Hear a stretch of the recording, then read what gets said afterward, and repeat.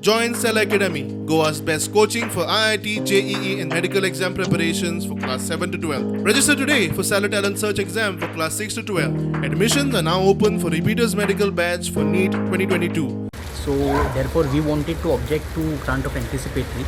Accordingly, we have pointed out to the court that the accused, despite not having been protected by the Honorable High Court earlier, has tried to influence the witnesses, he has approached the witnesses, he has even tried to hamper the investigation by using all means and modes, being an officer in power.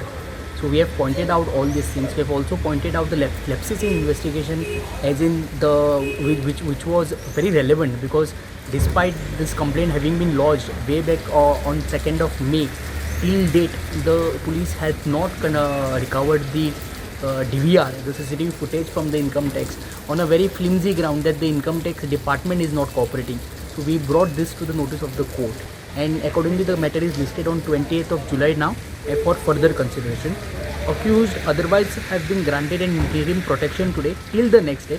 However, the entire application would be taken for consideration and further adjudication on 28th of July.